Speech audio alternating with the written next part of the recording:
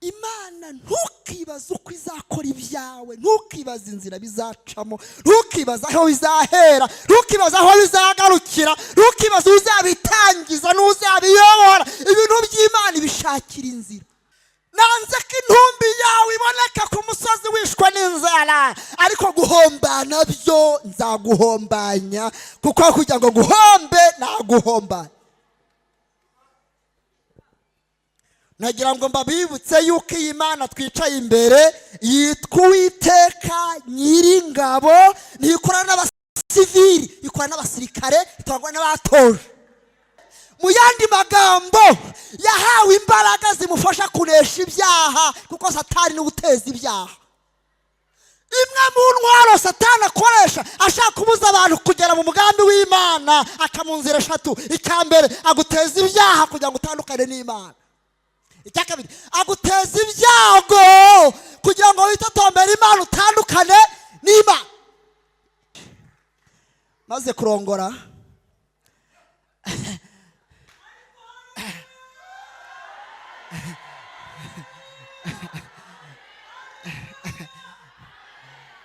kurongora nagize ikibazo cy'abagome. Ntabwo najyaga nemera ko abarozi babaho, kandi n'ubu ntabwo ndigisha imbaraga z'abarozi. Aho bari batagira ngo bafite ijambo. Ibintu byanyu nta gaciro bifite, ni n'ibiturage cyane. Ibintu byanyu ntabwo bisirimutse. Imana irambwira ngo senga utewe n'imbaraga nyinshi, senga nzakugirire neza. Bandogera umugore,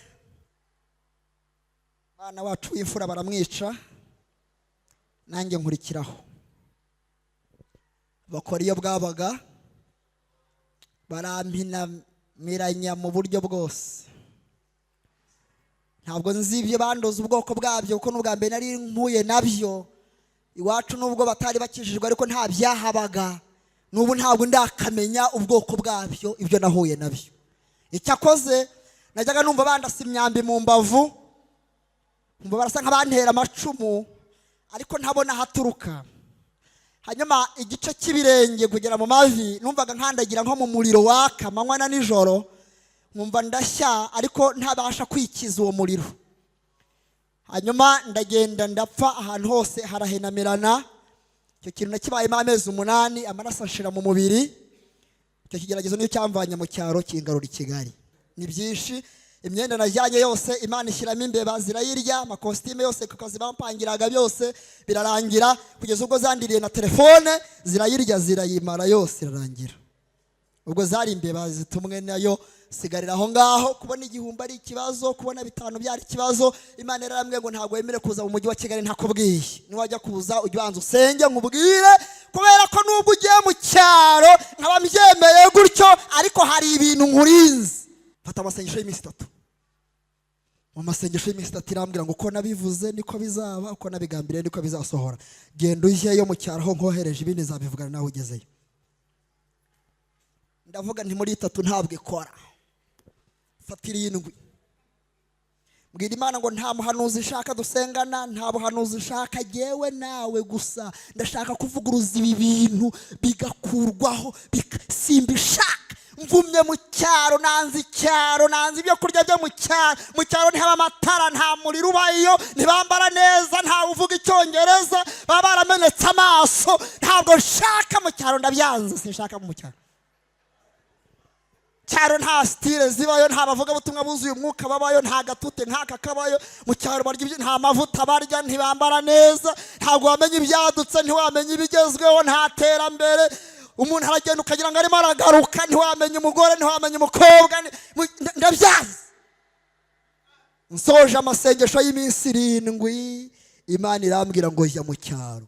Imana yigize kuntegeka igihe kimwe kugaburira umuryango w'abantu 6 babaga muri uyu mujyi wa Kigali badafite uburyo babaho. Imana irambwira ngo buri kimwe cyose ujye ukibakorera kugera ku gikwasi n'urushinge n'urwembe, mugize se wabo uzabikore, nzakwitura mu gihe gikwiriye. Ibyo bintu mbikora imyaka irenga 4. Imana irambwira ngo kubera ko wanyumviye ukagaburira abandi, igihe cyageze kugira ngo nawe nkugaburire. Imana yakoresheje uwo mugabo 2012. ntimugire ngo ni kera cyane. Akazinduka mu gitondo agaha umugore inote y'ibihumbi 5. Icyo gihe yari menshi. Twabaga hano hafi Kimisagara, hano hafi y'isoko. Imana irambwira ngo genda ujya ahantu. Kuko umutekano w'ubutumwa bwiza ndaharetse.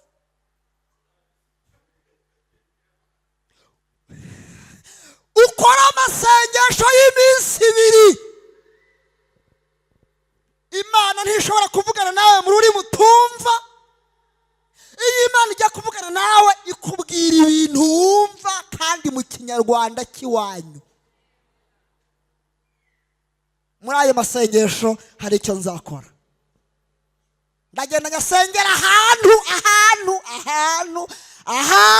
Ntabwo byatinze. Nuriye indege ndagenda njya hanze. Ndagenda mpazana miliyoni 6 zibarika. Icyo gihe zari nyinshi. Fata miliyoni 6 zitarimo credit, zitarimo ikintu cyose, n'umuryango nawe witayeho ibintu byose ndazizana. Izo miliyoni 6 kuri zo ni Imana yubakiye ubuzima, irazikuza, irazizamura. Ubuzima ndimo uyu munsi mbukesha ayo mafaranga. Ntuye wanjye, umuryango uriho, tumeze neza, turashimira Imana. Imwe mu ntwaro Satani akoresha ashaka kubuza abantu kugera mu mugambi w'Imana, akamunzira 3. Icyambere aguteza ibyaha kugira ngo utandukane n'Imana. Icyakabiri aguteza ibyago kugira ngo witotombere Imana, utandukane n'Imana.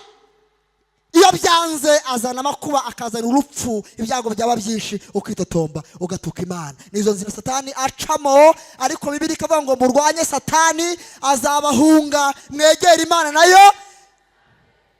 Kubera ko Dawidi abitse ibintu byinshi, abitse amasengesho, atwaye impano z'Imana, atwaye umwuka, abitse ijambo, afite ibyasezeranijwe. Nta mwanya uko Dawidi afite umwanya wo gutwara n'inkota, ntabwo yabishobora. Dufite akazi kenshi, hari ibyo tudatwara, hari ibyo Imana itatwikoreza. Inkota yica Goliyati arayizanira. Mumbwirire ngo twaje tugenza amaguru. Mumbwirire se. Mumbwirire ngo twaje tugenza amaguru. Tuzasubirayo ku ifarashi.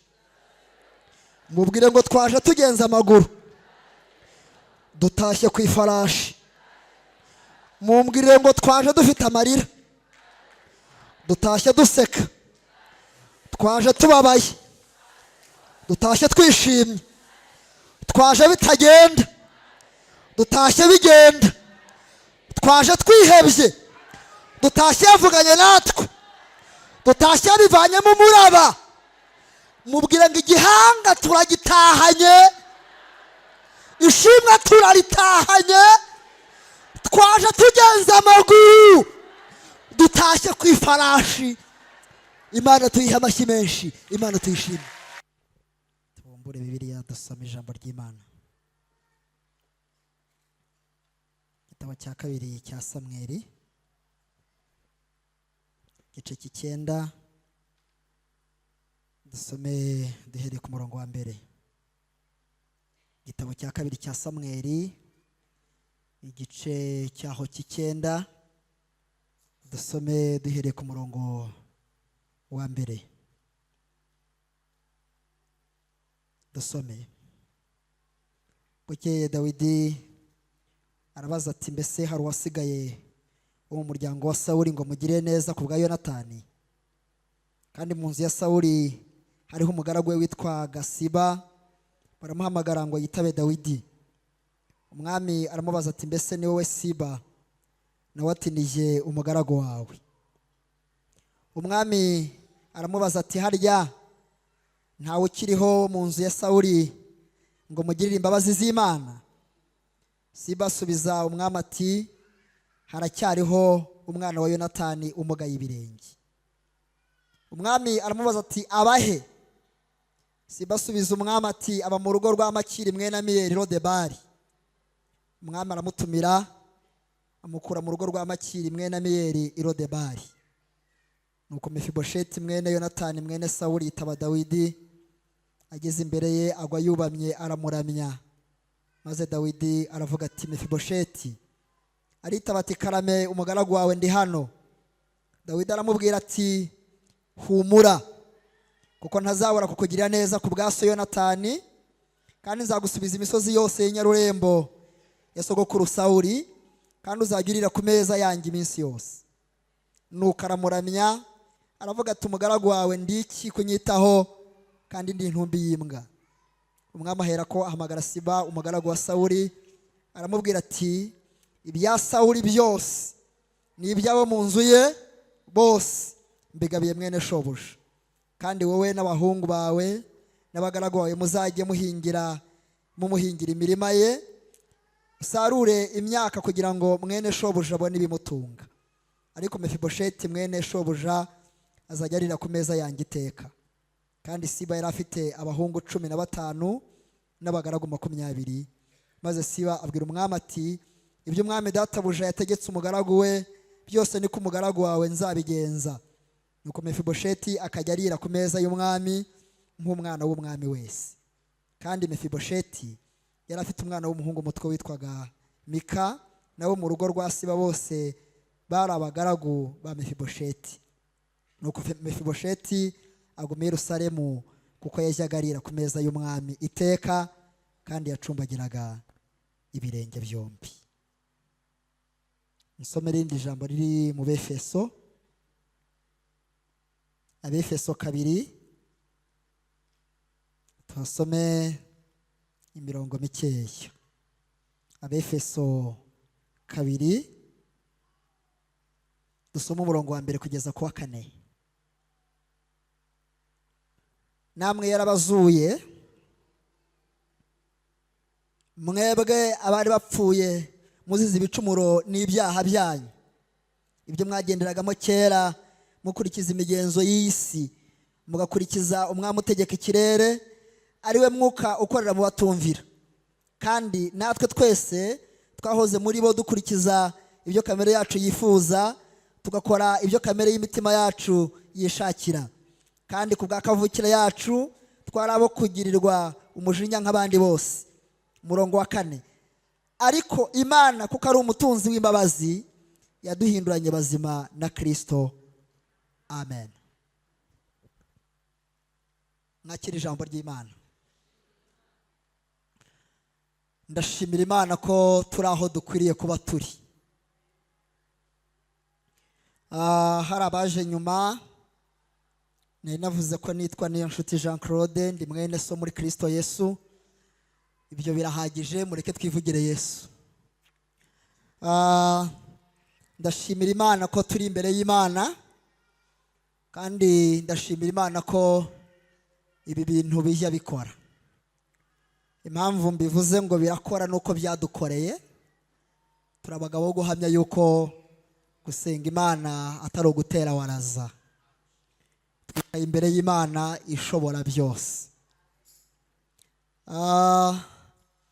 Ndashimira Imana ko tukiriho, nicyo gishoro gikuru dufite.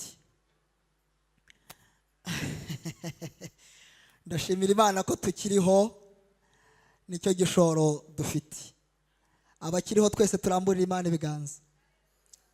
Mutinzeyo kandi mutinzeyo gutya mutinzeyo. Abakiriho, ndavuga abakiriho, ataruko Satani atakoze, ataruko ataturwanije, ataruko atateze imitego myinshi, ataruko atateze impanuka, ataruko ataduhiza, aciye muri benshi henshi kandi kenshi. Ariko muri byose twabonye Imana yo kwizerwa, yatubereye ibyiringiro, yatubereye amahoro, yatubereye umutabazi, yatubereye yo kwizerwa. Narivuze ngo abakiriho baramburira Imana ibiganza. Imana ihimbazwe cyane, izina ry'Imana rihabwe icyubahiro. Amen. Ndashimira Imana ko tukiriho. Hanyuma ndagira ngo mbabwire, nta nubwo ndi bukubwire ngo bwire uwo mwicaranye, reka nkwibwire niyo mpamvu ndi hano. Ndagira ngo nkubwire ngo kuba ukiriho, ubuzima Imana iguhaye nicyo gishoro cy'amahirwe. Ubwire umutima wawe ngo byose biracyashoboka. Mbese ibyo bintu twabikora twicaye mu masengesho, ukabwira umutima wawe ngo byose indwara urwaye yakira, ubukene ufite bwagenda, ibyaha byakunaniye wabinesha, poromosiyo wayihabwa, wakakira telefone ikubwira inkuru nziza, uri umukandida w'amahirwe. Ongera uvuge ngo byose biracyashoboka. Byose biracyashoboka. Bibiliya avuga ngo Imana ni y'abazima si Imana y'abapfuye. Kuba ukiriho niryo shimwe riruta yandi, uri umukandida w'ibyiza byose. Imana ihimbazwe cyane kandi izina ry'Imana rihabwa icyubahiro. Ngarutse hano atari bwo bwa mbere, kandi ndumva nuzuye amagambo y'Imana nshaka kubabwira kugira ngo twese dufashirizwe imbere y'Imana. Imana ihimbazwe nanone. Nta nubwo ndi buvuge ngo kuvuga aya masaha ntabwo byoroshye, biroroshye kubera ko ndi kuvuga Imana kandi ndi kuyibwira abantu b'Imana. Ubwo mvuga Imana rero nkaba ndi kuyibwira abantu b'Imana, kuvuga muri aya masaha biroroshye kubera ko Imana ntabwo ibura kubwira bigomba kubwira. Imana ishimwe. Hanyuma ndi kumwe na mwarimu hano, inshuti yanjye yambwiye ngo mbahe ubuhamya. Ngira ubuhamya bwinshi, hari ubwo mvuga, hari n'ubundi ntavuga kubera umutekano wabo mbwira nanjye ubwanjye, kubera ko Imana ntiyaguhamagara ngo uhagarare hano ikwime n'ubwenge, ntabwo bishoboka. Nibinkundira ndabinyuzamo, nibitankundira nabwo ngo Imana irategura ibyo tugomba kumva. Ariko ndagira ngo nkubwire yuko aha hantu n'ibi bintu twicayemo birakora. Kandi kabiri ndagira ngo mbibwire mvire inyuma rimwe. Muraza kumbona asa nk'utandukanye gatoya, nuko mushobora kuba mubyibwira. Si kenshi nkunda guhagarara imbere y'amateraniro ngo nsabire Imana amashyi, kuko Imana ikwiriye amashyi n'abantu babyiyumvamo.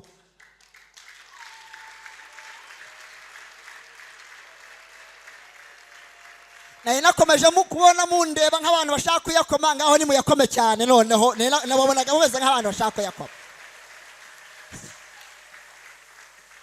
Sina kenshi nkunda guhagarara hano ngo mbwire umuntu ngo munyeganyeze, nabyo bije. Yego ndashaka kuvuga amatangazo y'Imana, hanyuma ndabizi ko bibafasha.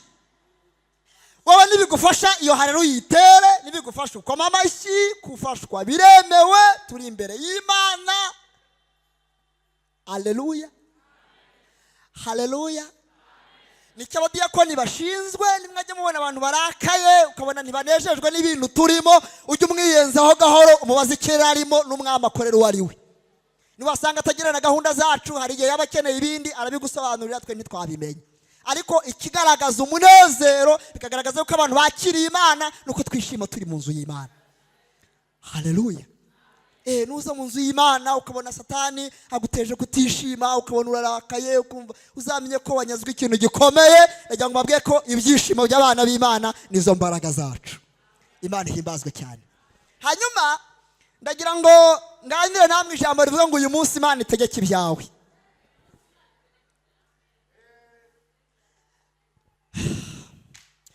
Uyu munsi Imana itegeke ibyawe. Kandi birashoboka. Iyo mvuga Imana mpereye aho, ntabwo mvuga Imana nasomye gusa, mvuga Imana nabonye, nagendanye nayo, nakoranye nayo, navuganye nayo, yakoze imirimo nkayibona, ntumvanye abigisha, ntumvanye abahanuzi. Imana yanyiyeretse nkayibona, nanjye niyo mvuga. Kandi iyo uvuga ibintu wabonye bigira imbaraga kurenza ibintu wumvise. Imana mvuga jye ni Imana nabonye ubwanjye. Imana ishimwe cyane.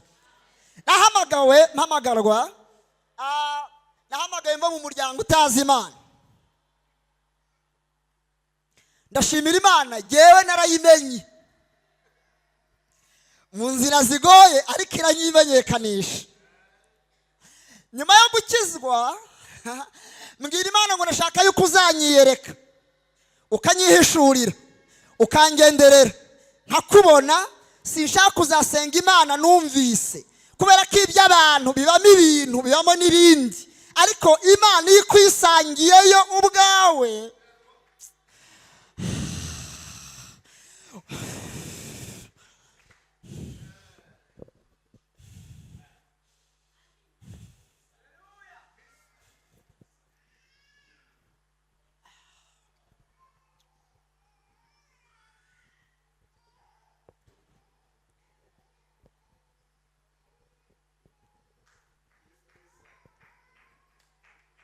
nakoraga akazi ka leta, nari nkiri na mutoya. Ubu ni hano ntihabura umwe, babiri, batatu nabonye tuziranye hano. Imana iza kumbwira ngo kubera ko wansabye ko nzakwiyereka, nzakwiyereka. Imana ikwiyereke muri aya materaniro. Kandi ndabona igihe cyo kukwiyereka ari iki ngiki, kuko umaze iminsi ugendera mu bitugu by'amashimwe y'abandi. Imana igukure mu bitugu by'abandi, Imana ikwiyereke wowe ubwawe, ugira ibintu wigengaho bifatika by'ibihamya by'uko Imana ariyo yagutahoza inima, yaguhamagaye. Usenga Imana yawe, uririmbana n'Imana yawe, ugendana n'Imana wabonye, apana Imana wumvise. Imana yawe Imana ikuvane mu biganza by'abantu, Imana iguha ibyawe, Imana igukorera ibyawe. Kandi ndumva igihe hari iki ngiki mu izina rya Yesu, Imana yongere kwiyereke.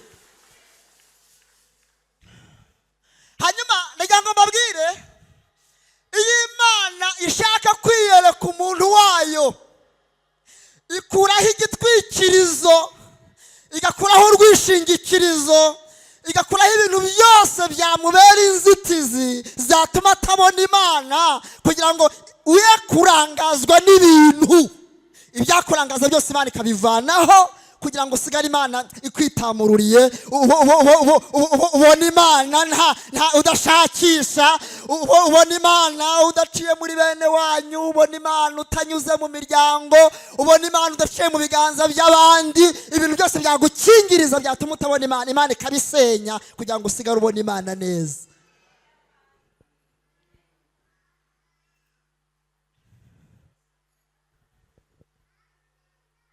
Niyo mpamvu mwebwe abenshi muri mwe mumeze uko mumeze.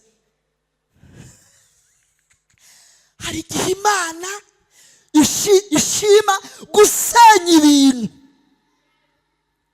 igakuraho urwishingikirizo, igakuraho imfatiro n'ibyo abantu bishingikirizaho, n'ibyo birata, n'ibyivugo byabo, n'indahiro zabo, kugira ngo mu kanwa kawe usigare wirahira Uwiteka ko ari we Mana gusa.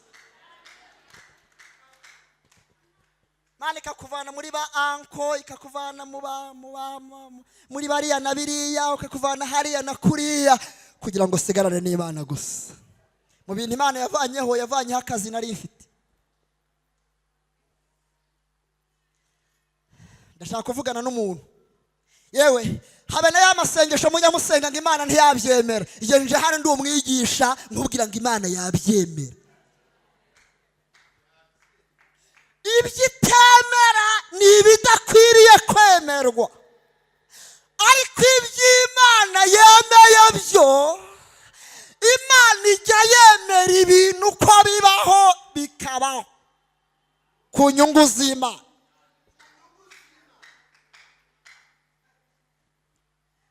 Imana irambwira ngo itegura ibintu bikurikira.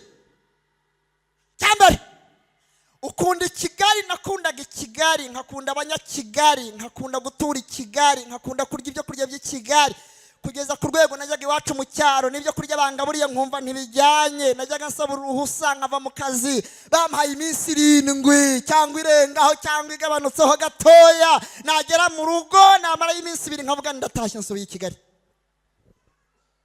Ntabwo nakundaga abaturage, nabonaga abaturage nkabona umuturage wese yaroga cyangwa yagira ibindi bibazo. Nangaga mu cyaro cyane, nangaga mu cyaro. Imana irambwira ngo icyambere kugira ngo mbone, itegure gusubira mu cyaro.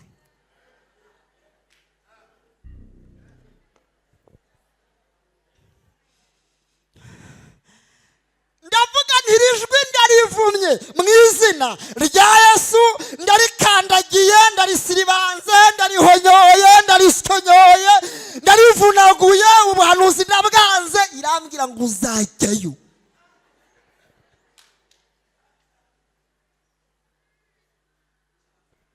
Aho mvuze mu cyaro haba abantu bafite amaga n'imyate, uzajyayo. Uzajya ahantu bavoma ku iriba, bavomesha ikibindi, iryo ni ijwi ry'ubuhanuzi. Uzajyayo, nzakwigisha, uzasuzugurwa n'abatakagusuzuguye, uzarya nabi, uzambara nabi, uzasonza, uzicwa n'inzara. Ikintu nkuri uzageragezwa, hinguye imiryango y'ibigeragezo byose bizakuzaho, urinze ibintu 2 gusa.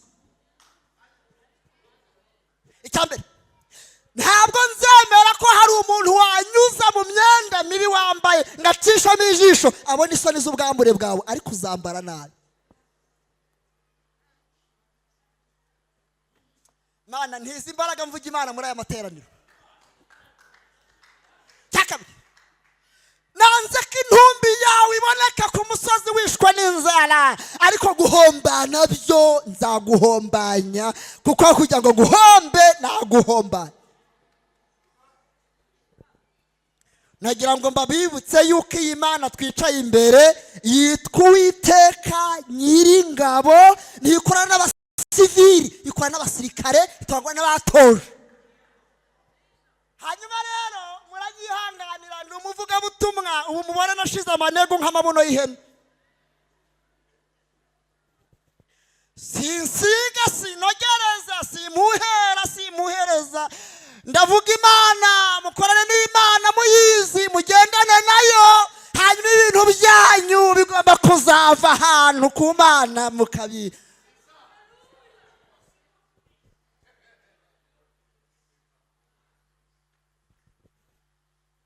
Fata amasengesho y'iminsi 3.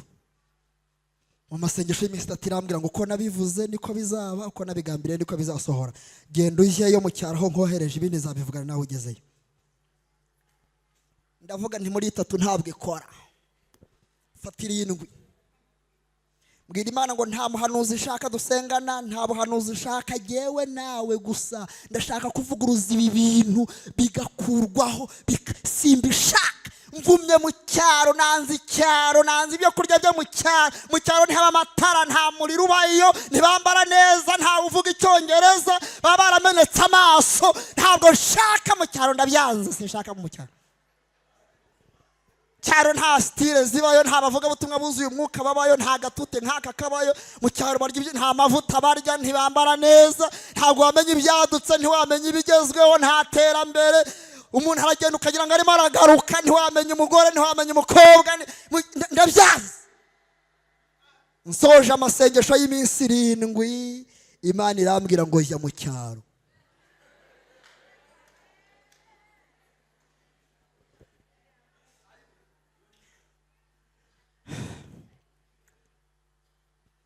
Ayo masengesho kandi nayasoje narangije kubona n'akazi ngomba gukora, kandi kakubiyemo 3 umushahara narahembwaga. Hanyuma Imana imbwira byinshi, nsezera ku mupasitoro washumbaga itorero ryanjye ni hano Kabeza, hano i Kanombe. Hanyuma Imana irambwira ngo genda tuzabivugana. Nsezera ku mushumba, nzinga ibikapu byanjye njya mu cyaro. Imana yari yambwiye ibintu bikomeye.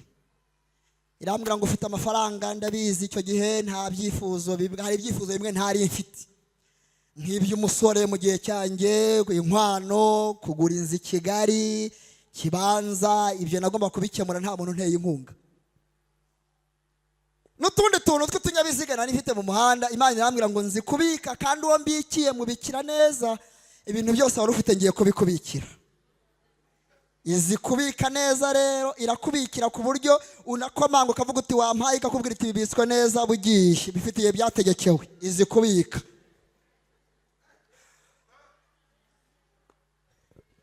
Ndagenda njya mu cyaro, iwacu ababyeyi banjye batuye Ingoma, niho bari batuye icyo gihe. Ndagenda ngerayo, nsanga y'umushumba wanjye arambwira ati urayobye cyane. Sanga idini ryaramushaririye cyane, yarabihiwe. Arambwira ati natwe babirimo twabuze uko tubivamo, hari abantu bameze batyo, ariko twebwe turi imbere y'Imana kandi tuzi ko ibyacu kibikora. Arambwira ati reba uburyo ujya kwiga cyangwa ibindi, ambwira ibyiwe, ariko byari bitandukanye n'ibyo navuganye n'Imana. Jya wumvira iby'Imana ikubwira, iby'abantu n'iby'abantu. Iby'Imana nibyo bifite imbaraga, nibyo bifite agaciro. Iby'abantu ujye umenya kubitandukanya n'iby'Imana.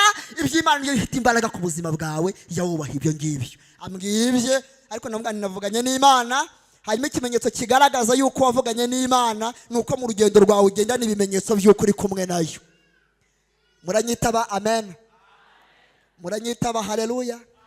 Ikigaragaza kuri kumwe n'Imana nuko igenda ikwereka utumenyetso cyuko uri kumwe nayo wabona bikomeye ikanagamo akantu, wabona bigoye ikanagamo akandi, wabona bigoye ikanagamo akandi. Donc igenda inyuza kugira neza kwayo imbere y'amaso yawe, ugenda usubizwamo intege buhoro buhoro kugeza ubwo izakugeza ku cy'Imana yagambiriye kugeraho.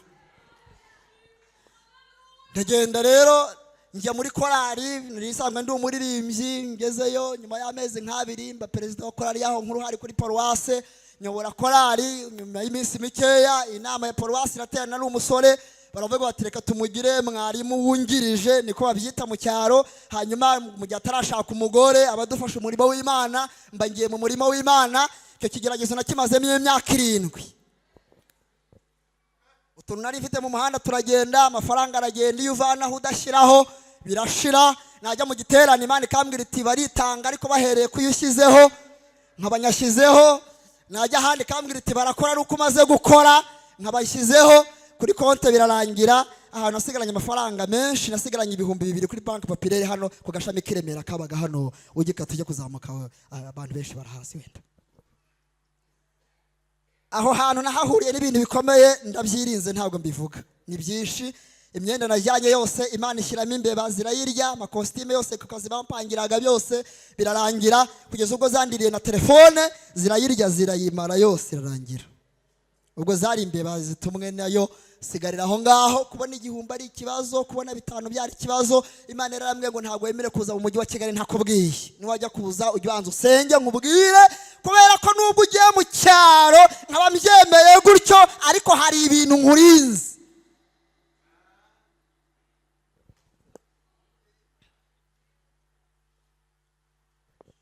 Imyaka 7 ishize Imana irambwira ngo rongora. Shaka umugore urongore kuko nzagukoresha uri umugabo. Ndarongora nterera. Barongora bati. Hanyuma utagira n'urwishima agira n'uru. Imana irambwira ngo ibyanjye si mu mibare, ibyanjye ni mu kunyumvira. Nubishakira mu mibare uzabibura, ariko nubishakira mu kwizera uzabibona. Imana irambwira ngo ntabwo nkorana n'abatanyumvira, tera intambwe nzagushyigikira, kandi nk'uko se w'umwana mukorera ibikwiriye, uri umwana wanjye nanjye nzagukorera ibikwiriye. Ndagira ngo wiyenze ku muntu mwicaranye umubwire ngo ibi bintu birakora mu gihe cyabyo. Bimubwira ntacyo gutwara, turi hano yewe ntacyo gutwara, mwiyenzeho umubwire ngo ibi bintu birakora mu gihe cyabyo. Nashaka byimo cyangwa byihorere, ariko mubwire ngo ibi bintu birakora mu gihe cyabyo. Munsi umwe Imana irantuma njya mu materaniro nk'aya ngaya, ariko batantumiye. Irambwira ngo genda. Ndagenda, ngezeyo nsanga regionali w'iburasirazuba yasuye iryo torero, yazananye n'abantu bashinzwe iterambere mu Rurembo. Ntabwo nubwo nari ntanga recommandation, ngira umudiyakoni ntimubwira umuyobozi yuko nabasuye kandi hari ikimana yashyize ku mutima cyo kuvuga. Iyo uri mu butayu bumeze nka gutyo rero uburembye cyane, wambaye imyambaro y'urugamba, ngiyiki wambaye teni y'urugamba. Icyo gihe rimwe na rimwe ntabwo ubumenya ibigezweho, ntubumenya ibi byegeranye n'ibigize. Wambaye igishati kimeze nk'igikanzu, n'igihe ufunga sentire ugasanga hano hajemo amarinda, ugasanga byabaye gutyo. Ni iminsi myinshi mu masengesho, inda yarasubiye iwabo w'inda, byaragoranye cyane. Ngira ngo yarandeba avana ku mano agera ku mutwe, arebye asanga nta rindimo. Ndagira ngo mbabwire yuko agaciro dufite atari uko tugaragara, agaciro dufite ni uko Imana itubona. Agaciro ufite si uko bakuvuga, agaciro ufite ni uko Imana ikuvuga. Kandi haleluya, ndagira ngo nkubwire ngo uko ugaragara, no, isi ntikakwibeshyeho. Agaciro kawe si uko umeze, agaciro kawe ni uko Imana izakugira.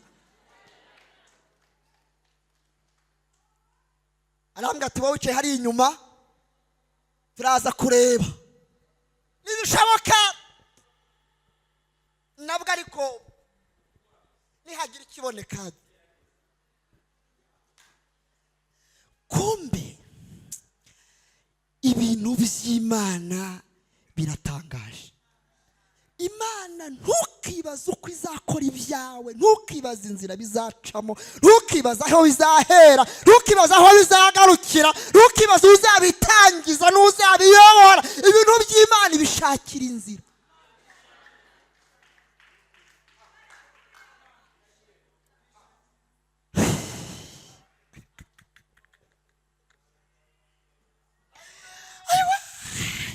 Ndagira ngo uvane amaso ku bantu, uvane amaso mu bintu, abamwiganya bihorere, bene wanyu bareke, umugabo wawe mwihorere, umugore wawe mwihorere. Vana amaso ku bantu yahanga Imana. Mu ijuru dufite Imana ishobora byose. Umugabo wo guhamya yuko igihe nicyagera Imana izakora ibyawe we, izabikora neza, izabishakira inzira, izabishakira uburyo, izabiringaniza, uzatungurwa nabyo. Imana izahagurutsa amaboko akwiriye, azagukorera, azabitunganya. Ibintu byawe Imana izabishakira inzira. Imana ijya mu nama y'abashumba. Kumbe Imana yateje regionali umunaniro, ngo azananiwe, ngo ni inama nyinshi amazamo igihe, ngo anabwiriza cyane, ngo agera kuri uwo munsi ngo atagambiriye kubwiriza, ngo nta nubwo yanateguye. Hanyuma ngo abagabo bari kumwe nawe ngo niba bari buve muri buza kwigisha ayo materaniro, uwatekerezwaga yuko ari uri buza kwigisha aba afite ikibazo cy'ibanga, yatandukanye n'umugore we mu ibanga. Umugore wari umudogiteri, aramusiga yambuka yigira Uganda kugira ngo azakomeze yigira muri Amerika. Hanyuma umugabo akajya asimburanwa abagore mu rugo nk'usimburanwa amasogisi. Bamubwiye kwigisha asanga nta bintu afite byo kubwira abantu kubera igikombe amazemo igihe. Aramubwira ati ntabwo nabishobora. Bajya impaka z'uwigisha arabura. Regional avuga ati ariko nta muntu nigize kubona azana icyemezo hano avuga yuko yabasuye batarahari, ariko ni umuntu udashoboye.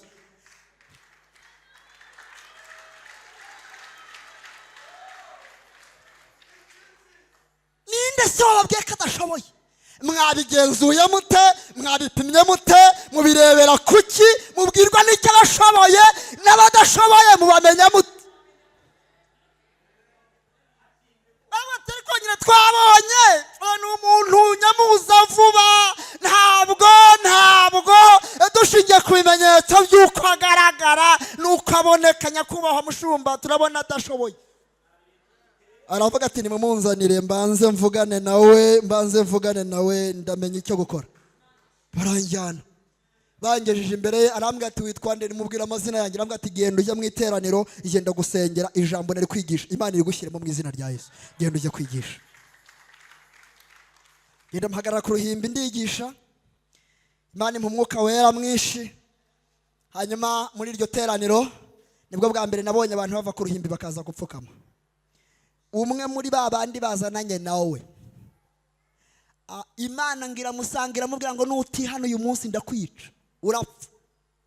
Icyagukiza kikakurokora nuko wihana. Uyu mukozi wanjye natumye hano akagusengera ugakiza ubugingo bwawe. Akiza ubugingo bwe, araza arapfukama.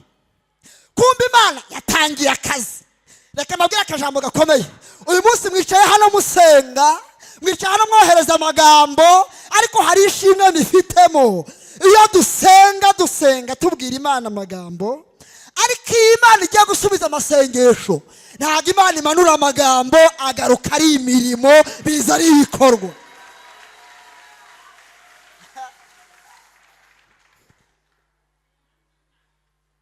Amen.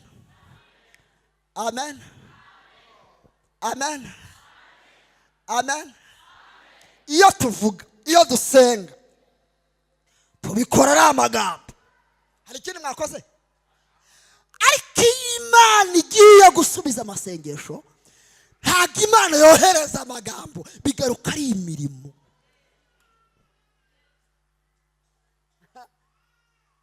Dusoje amateraniro, araza arambwira ati ndagira ngo umbere papa. Wavuze ko uri umusore, je ndi umugabo, ariko ndagira ngo umbere papa. hanyuma kubera ko numvise uvuga ko uri umusore nujya gukora ubukwe uhereye mu gusaba irembo kugeza ubukwe burangiye byose uzabimbaza. Icyo ndakirangije. Maze kurongora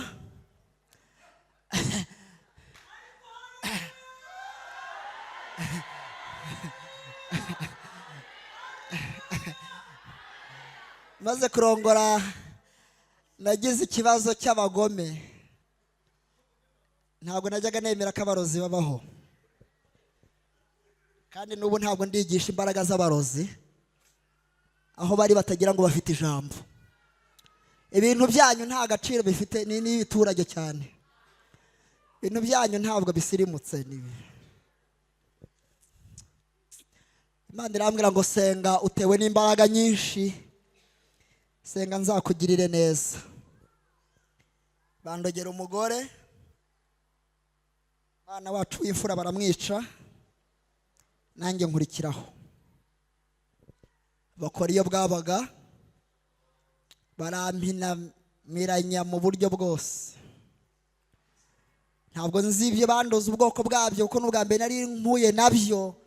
Iwacu nubwo batari bakijijwe ariko nta byahabaga, n'ubu ntabwo ndakamenya ubwoko bwabyo ibyo nahuye nabyo. Icyakoze najyaga numva bandasa imyambi mu mbavu, numva barasa nk'abantera amacumu ariko ntabona haturuka. Hanyuma igice cy'ibirenge kugera mu mavi numvaga nkandagira nko mu muriro waka manywa na nijoro, nkumva ndashya ariko ntabasha kwikiza uwo muriro. Hanyuma ndagenda ndapfa, ahantu hose harahenamirana. Icyo kintu nakibayemo amezi 8, amaraso ashira mu mubiri. Icyo kigeragezo niyo cyamvanye mu cyaro kingarura i Kigali. Famiye y'umugore batuzana ari nko guhungisha umwana wabo, kuko uko biri yaremaremagamo gatoya ntabwo yari nkanjye. Baravuga ati muhungisha ibibaza ntazabaho biragaragara, ariko byibuze uyu nguyu tuzabashe kumurokora. Nuko twazamutse tugaruka i Kigali. Mpagera nta mwene wacu hari, n'ubusanzwe bo ngira ntari hafi ya ntabo. Mpingukira Nyabugogo mfite ibihumbi 14 mu mufuka. Nta nzu mfite, ntawo nsanze, ariko dufite Imana. Ashaka kugira ngo nkomeze abantu bari muri aya materaniro, kandi nubwo mubona ndi kubivuga gutya bifite imbaraga nyinshi muri giye ku rwego rwo hejuru. Ndagira ngo nkomeze umuntu wicaye muri aya materaniro afite ikintu cyananiranye, waragisengeye, warakingingiye, waragipfukamiye, wakikoreye urugendo ujya mu ntara cyanze kuvaho. Komeza wizere Imana mu gihe gikwiriye, Imana izagaragaza imbaraga zayo.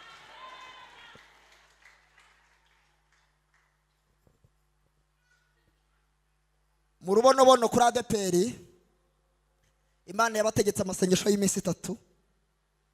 Ntabwo bari bazi icyo Imana yabategekeye, iravuga ngo nimuyasenge nzakora igitangaza. Hanyuma nari mfite muramu wanjye wasengeragaho, baravuga ati reka tumujyane mu rubonobono, nta wamenya imbere y'Imana hari igihe yahagirira ubuzima.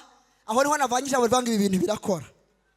Barantwara bangezayo, ngihinguka mu muryango w'urusengero, numva ijwi rivugiye ahantu hejuru cyane, rimpamagara 3 rirambwira ngo uburwayi wazanye bwose ndabukijije. Hanyuma numva ya misonga, ya myambi, bya bintu byose bishizemo. Numva ndabohotse, ntabwo amaso yanjye yarebaga, umunwa wari warahindukiye, nari narabaye nk'idebire ukuntu. Ingingo zose nari nahenamiranye, ahitwa ko hari urugingo hose, nari narahe amaguru, amaboko hose narahetamye, kugenda bidakunda, guhaguruka bitashoboka, nari narabaye ntyo. Ubuzima bw'umuntu muzima bwari bwararangiye, haba mu matwi, haba ahantu hose hari hasohoka matembabuzi cyangwa ibindi, hari harapfuye hasohoka ibindi ntashatse kuvuga hano, byari byararangiye. Umuntu wanjye wanyawe yari yararangiye. Ndashimira Imana izuri bitariho bikongera bikabaho. Imana ishimwe. Hanyuma baransengeye, kandi ibyo bintu nabyumvise. Imana inakoze ibyo igomba gukora. Mujye mukunda kuza hano, Imana ihakorera ibintu bikomeye. Mujye muza hano, Imana ihakiriza indwara. Imana ishobora kuhakuremera ikintu iwanyu bataguma kuzaguka gitunga. mujye muza naho wakicara mu ntebe ugize usenga iyo ushoboye, ushyiremo umwete, utura y'Imana iguhaye ushoboye n'umutima ukunze, utegereza Imana. Ijambo ngufitiye ni rimwe, mu gihe cyawe Imana izakwiyereka, uzabona Imana. Naje ndwaye ntaha nakize, ngenda niyurije moto, ariko ibyanjye byarimo ibintu by'amayobera kuko sinari mfite aho njya, sinari mfite aho mba, nta mwene wacu ntawe. Muri iryo teraniro Imana havugira ikintu gikomeye, iravuga ngo impamvu mukijije nagira ngo mbagaragarize ko ndi Imana igikora na bugingo n'ubu. Imana ivugaho ibintu bitatu bikomeye. Icya mbere, Imana ivuga ngo uyu nguyu nkirije hano mugize umuyobozi wanyu.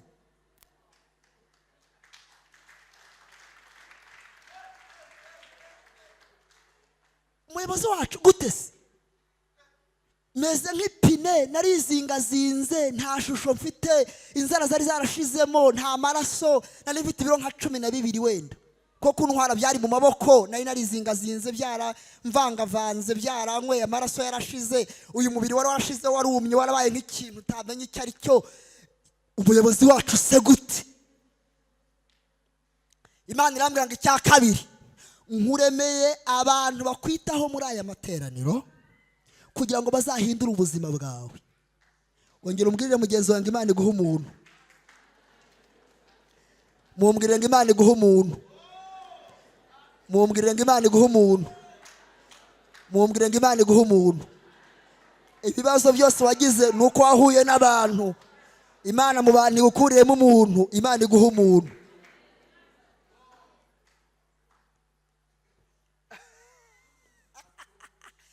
Muri aya materaniro havamo umugabo umwe arambwira ati shingiye ku buremere bw'iby'Imana ivuganye nawe, nkwemereye inzu irimo ibikoresho byose, ndagira ngo ngerageze imvugo y'Imana ndebe ko iby'Imana yavuze ishobora no kubikora. Arantwaramo inzu y'ibyumba 2 na salo, irimo amakaro, irimo akabati kanini ndakibuka, irimo ibitanda 2 muri ibyo byumba 2, irimo ibikoresho byose nkenerwa mu rugo, ifite cash power yayo na robine yayo, ibikoresho byayo byose bihari. Arambwira ati jya muri iyi nzu ndayiguhaye kugeza igihe Imana izaguhera iyawe. Ndagenda nyijyamo. Imana yigize kuntegeka igihe kimwe kugaburira umuryango w'abantu 6 babaga muri uyu mujyi wa Kigali badafite uburyo babaho. Imana iramwira ngo buri kimwe cyose ujye ukibakorera kugera ku gikwasi n'urushinge n'urwembe, mugize se wabo, uzabikore nzakwitura mu gihe gikwiriye. Ibyo bintu mbikora imyaka irenga 4. Imana iramwira ngo kubera ko wanyumviye ukagaburira abandi, igihe cyageze kugira ngo nawe nkugaburire. Imana yakoresheje uwo mugabo 2012. Ntimugire ngo ni kera cyane. Akazinduka mu gitondo agaha umugore inote y'ibihumbi 5. Icyo gihe yari menshi. Twabaga hano hafi Kimisagara, hano hafi y'isoko. Ibihumbi 5 byari birimo byose. Byose byarimo. Byose byari birimo. Agasiga inote y'ibihumbi 5 mu rugo, nimugoroba agacara garete, akavana y'umukati n'ibindi bigendanye naho byose, amata n'ibindi akabizana mu rugo, akamenya uko twiriwe. Ibyo bintu yabikoze igihe kirenga amezi 8, no ku cyumweru yarabikoraga adasiba.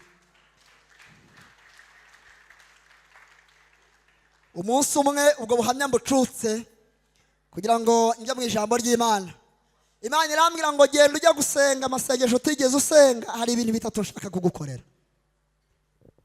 Ndavuga ngo nayahe?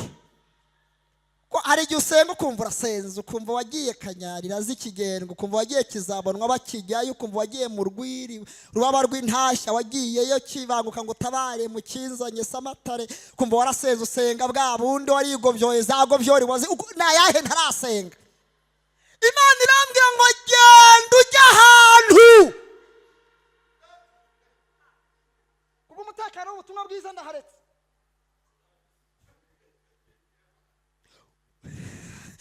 Ukora amasengesho y'iminsi 2. Imana ntishobora kuvugana nawe mu rurimi utumva.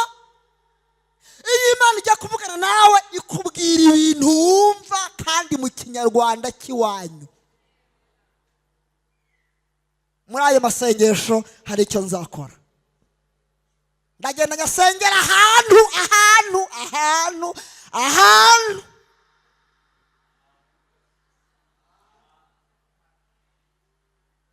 Imana inzanira itsinda ry'abantu 6, Imana ibaha umugisha simbibuka duherukana uwo munsi. Barambwira ngo Imana iradutumye ngo tugufashe amasengesho. Ntimwicara aho ngaho. Barasenze nsengayo mu mutima, ntiyari yambwiye kubaha ibyifuzo byanjye, nanjye sinarizi ibyo sengera ngo ni ibiki. Ariko nari mfite umuruho ukomeye cyane kuko nubwo Imana yakoze ibyo ngibyo, ariko hari ibyasigaye bidakoretse mu mubiri wanjye, nk'ubuzima bw'umugabo wabyara byari byararangiye. Ibyo narakibohokanyeho n'umudamu wanjye, turavuga tuti ibyo cyararangiye, Imana ntiyakiduhaye, duheruka uwapfuye, ubwo n'ibyo ngibyo tuzabana nka mushiki wanjye nanjye mbe musaza wawe.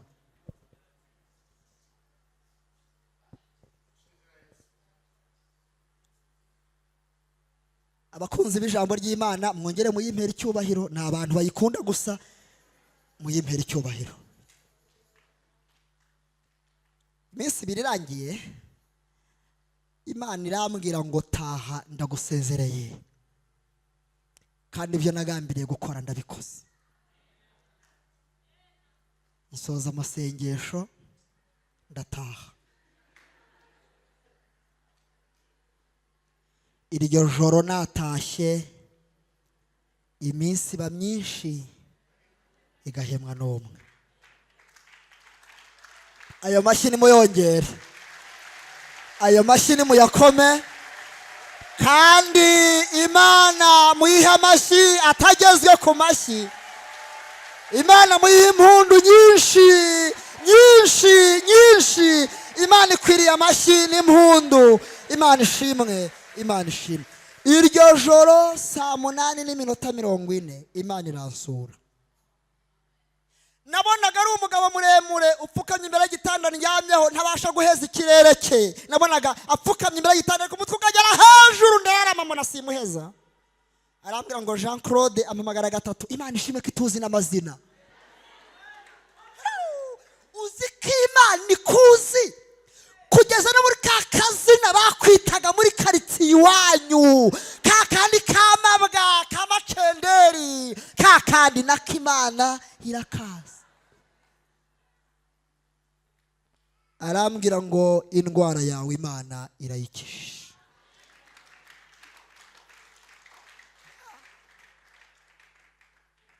Imana yazanyigishije kubyina nkajya nyibyinira, ko hari igihe ntashaka no kuyibyinira nkatangirwa na bimwe cyangwa ibindi, ariko ntacyo. Muri mbye navuze ngo uko mbishoboye nzajya. Narakangutse mvuye muri izo nzozi, nsanga ubuzima bw'umugabo bwose Imana yabugaruye.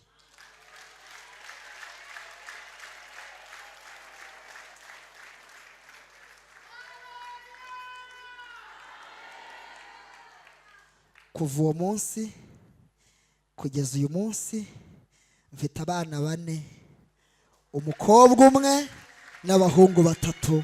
Imana ishimwe.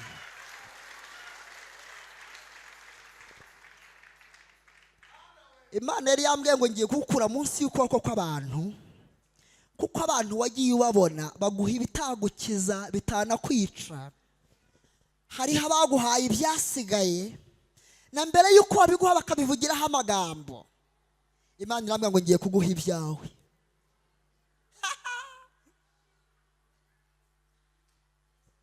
Imana irambwira ngo injyamu nkujyamuriye uzayirira hanze y'igihugu, nkurije indege uzajya hanze, icyayi nkujyamuriye niho uzajya ukura, kandi tuzakuhazanya n'abawe, uzanezerwa nuko uzishima. Ntabwo numvaga mbishyikira. Indege yo ntabwo nari kuyisengera kuko maze kugenda mu ndege inshuro nyinshi, maze kugenda mu ndege inshuro zirenga nk'180 zirenga. Hari izo nagiyemo mvamo, hari izo banjyanye mu birometero bakambwira bati simbuka, nkasimbuka nkagaruka aho mvuye, hari izo zanjyanye hanze kubera impamvu zibindi, hari iza. Muri iyo minsi nakira telefone impamagara, barambwira ngo itegure igihugu kigutumye hanze.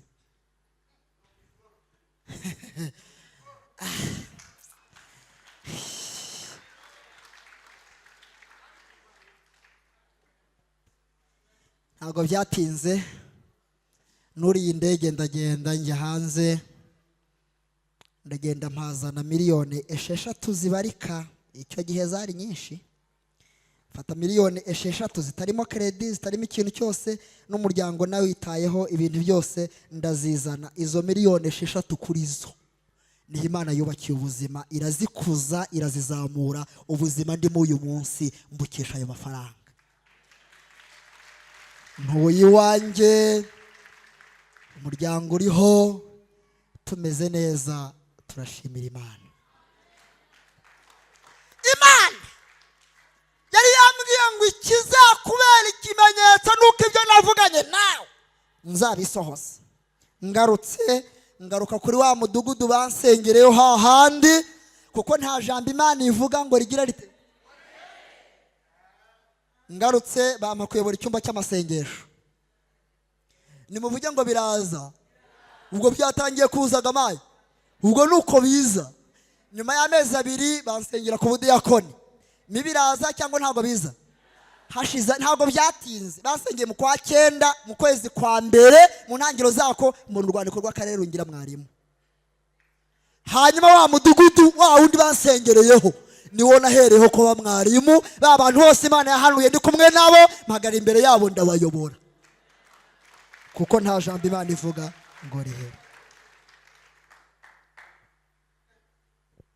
Katuvuge ku ijambo ry'Imana dusenge. Ndagira ngo nkwizeze neza, nahisemo ubu buryo bwo kwigisha niya kugira ngo tuve mu bintu by'igipindi, tuve mu bintu by'icyuka, bya bindi byo hejuru byasimbuka, nyeganyega, irukanka, terura intebe, imuka. No, icara uri utuje mu cyubahiro cy'Imana. Imana yumve mu buzima bwawe. Ndaguhamiriza ngiye wasenze ntizagukoza isoni. Mu gihe gikwiriye Imana izakora. Dawidi ni muntu ki? Dusenge. Dawidi ni umwami wa kabiri wa Israheli, yaje asimbura Sawuli wananiwe Imana. Nta mwanya wo kuvuga abananiranye, reka nivugira bakomezanyije n'Imana. Imana ngo yaba yaramukundiye ibintu 3. Icyambere, ngo mu kazi ka buri munsi ngo yacungaga neza iz'abandi, nubwo hatari mize ari iz'abandi, ariko akazicunga neza. Imana ngirebye uko abikora neza bikiranukamo. Imana yavuga ngo bene uyu nguyu ntakwiye kuragira intama butama, akwiye kuragira intama abantu. Imana ishima kumuvana inyuma y'intama, Imana ishima kuzamuragiza abantu. Cyana kirenze cya kabiri, yakundaga Imana cyane cyane n'umutima we wose, kugeza ubwo yabyinaga akaririmbira Imana akiri mu butayu. Iryo rirakomeye.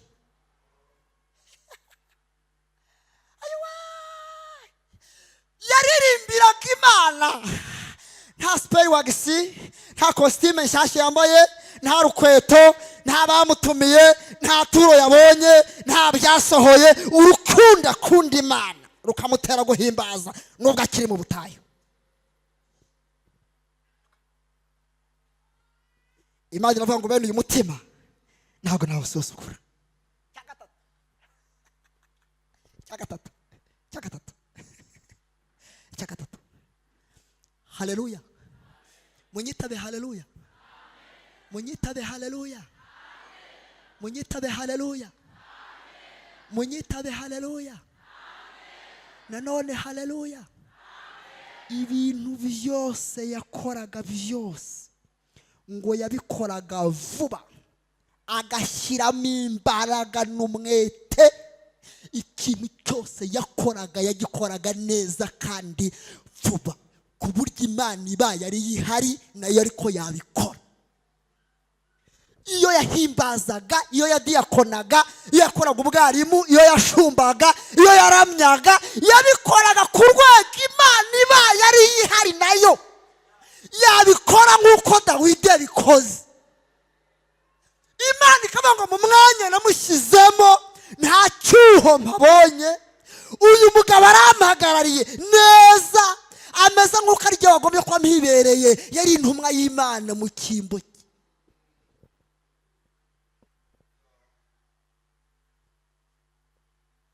Amaze gusukwaho amavuta, Imana ntiyashima ko ajya ibwami, imusubiza mu butayu kugira ngo imwigishe ibintu bitatu. Ngira ngo mbwira abantu bazaragwa agakiza bari muri aya materaniro, ikimvuza si icya bose, icy'abantu bazaragwa agakiza ni icy'abana b'ubugingo. Icya mbere, agomba guca mu butayu kugira ngo Imana imuhe imbaraga zinesha intare. Abantu banyumvise bonyine bagire gutya.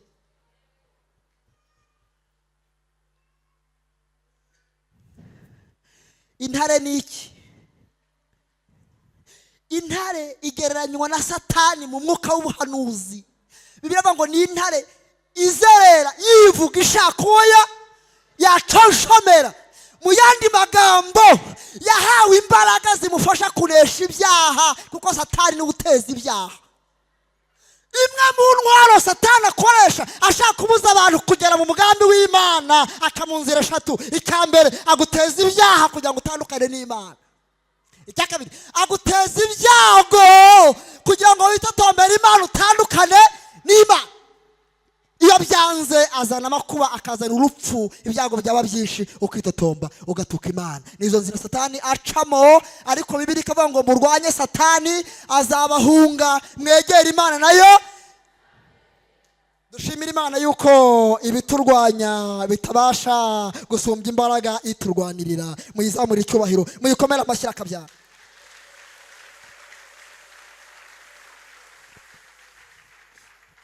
Igihe kigeze Imana imujyana kwa Sawuli.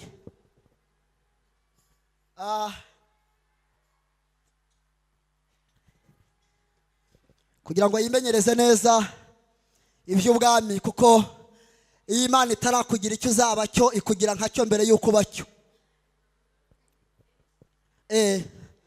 Nari mvuze ngo iyo Imana itarakugira icyo uzaba cyo, ikugira nkacyo mbere y'uko uba cyo. Ukabyiyumvamo, ukabigendera, kuba ufite amavuta yabyo, ku buryo nta muntu wakubwira ngo bambara batya, bakora gutya, bagenda gutya, barira ahangaha.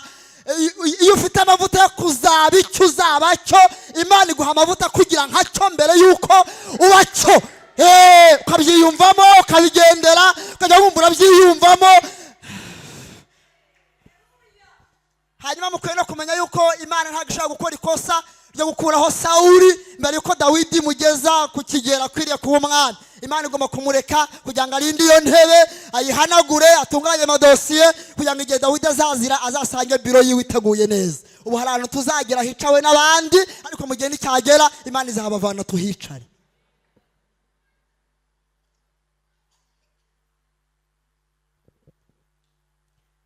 Agera yasanga urugamba rwarabakomereye. Barafite umufilisitiya wabatitije, amaze iminsi 40 baracukuye imyobo babamo, barihebye, baririmba indirimbo ivuga ngo ntibishoboka, Imana yatubeshye, Imana ntikora, Imana twarayibuze. Basanga babuze Imana, amaso yabo yarahumye, ntabwo bakibasha kubona Imana.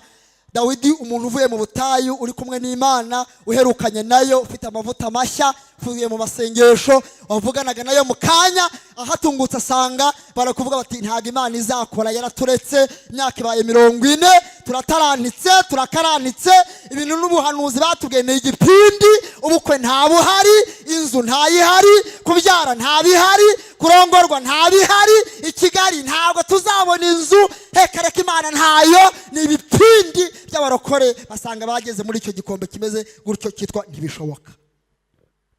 Arababwira ati ariko nubwo muririmba indirimbo yuko bidashoboka, igihe mfite impamvu nyinshi zigaragaza yuko bigishoboka. Haleluya, haleluya, haleluya. Ababwira ibigwi byahavanye n'Imana barabyumva, aravuga ati umufilisitiya utarakebwe iyabanye nanjye ikashoboza kwica intara n'idubu ndamugira nk'umwe wo muri zo.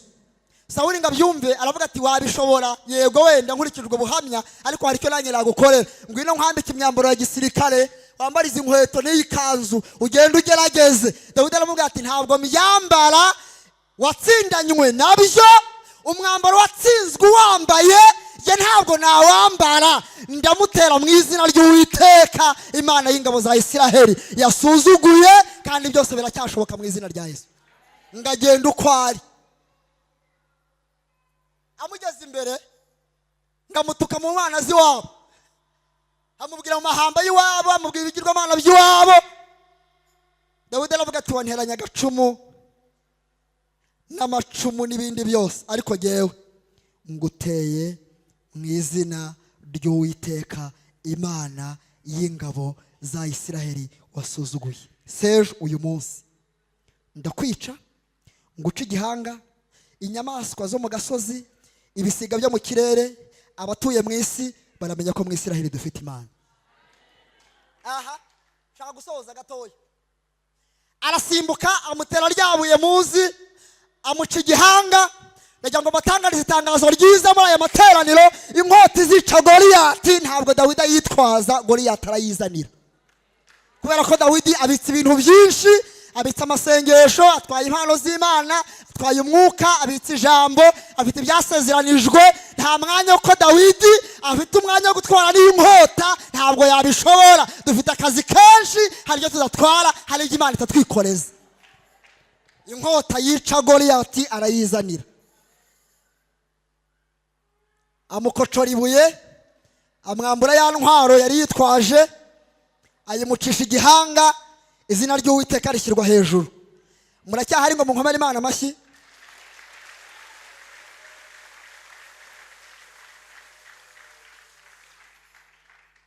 Akimara kumwica hakorwa inama. Abaturage bavuga ati dufite igitekerezo. Ikibazo twari dufite yari umufilisitiya, none umufilisitiya wari uturembeje arapfuye. Abantu bose bakwiye kumenya icyo Imana yakoze. Kugira ngo abantu bakimenya biragenda biteka abantu bose bataje ku rugamba hano. Baravuga ati cyiza nuko dutaha igihanga cy'umufilisitiya tugitwaye mu kirere. Muracyahari? Muracyahari? Muracyahari?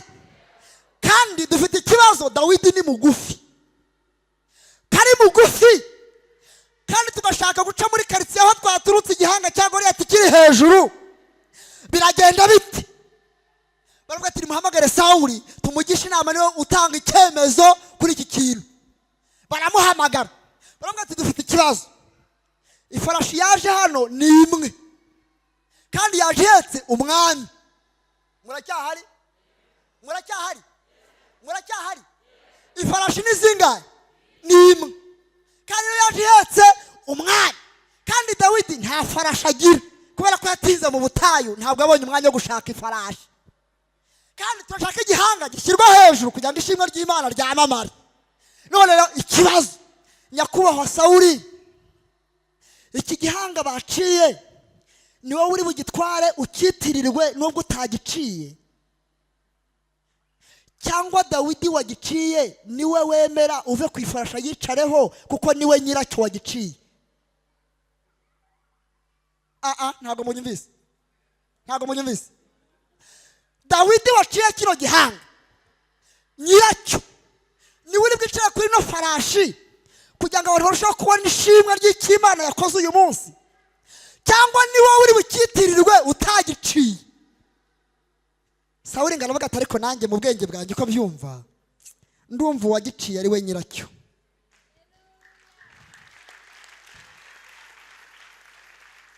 Kubera ko niwe uzi uko yagitwara, niwe uzi uko yagiheka, niwe ufite ishimwe ryacyo, niwe wakiruhiye.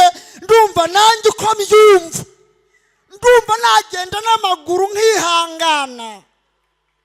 Dawidi nyiracyo akaba ari ugenda ku ifarashi kugira ngo icyubahiro cy'Imana kizamuke.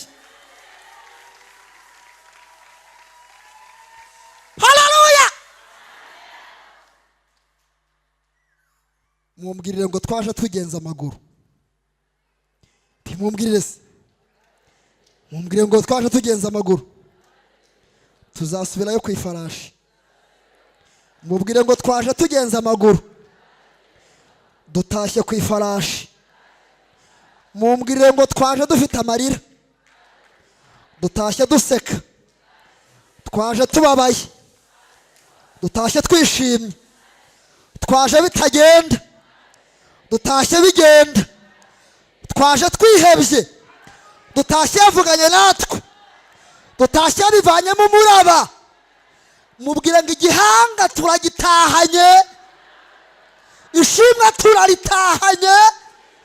Twaje tugenza amaguru, dutashye ku ifarashi. Imana tuyiha amashyi menshi, Imana tuyishime.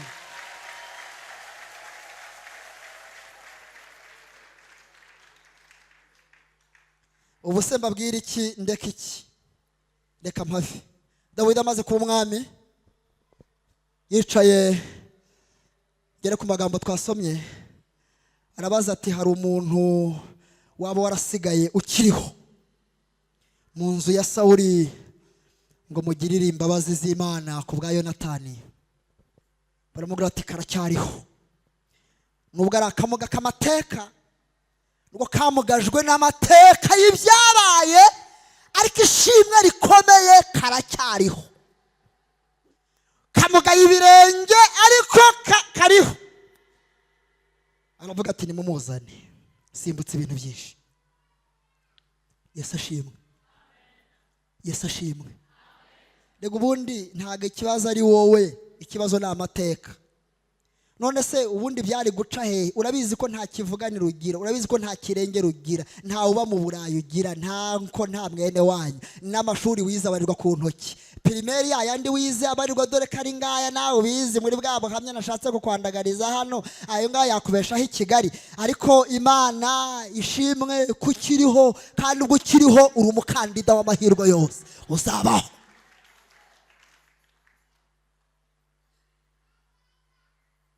Aravuga ngo uko kameze kose, ntitaye ku cyabiteye, ntitaye uko ameze, ntitaye uko agaragara, ntitaye ibiro afite, ntitaye abamuzi, ntitaye ko yanditse izina, nimumunzanire. Ndashimira Imana yatwemeye uko turi, ndashimira Imana yatwemeye uko turi, uko tungana, uko duteye. Imana yatwemeye uko turi.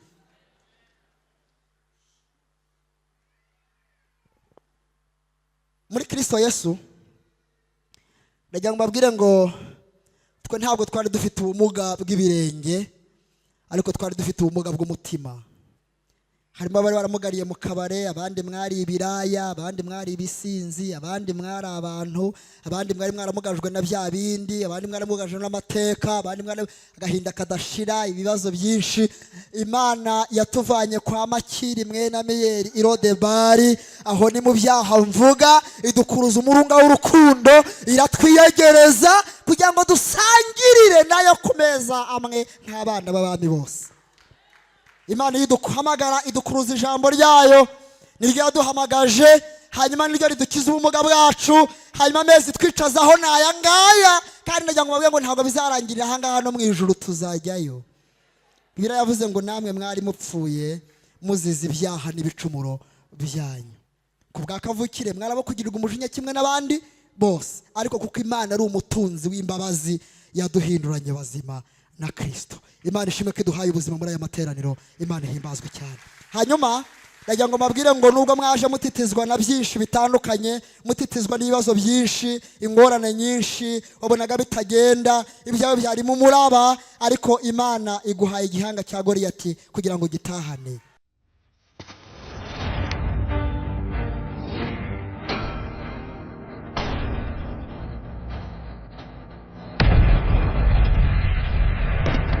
Inzira y'ukuri n'ukwizera uwabambwe ari we Kristo, niwe rembo ryiza ritwinjiza mu bwami bw'ijuru.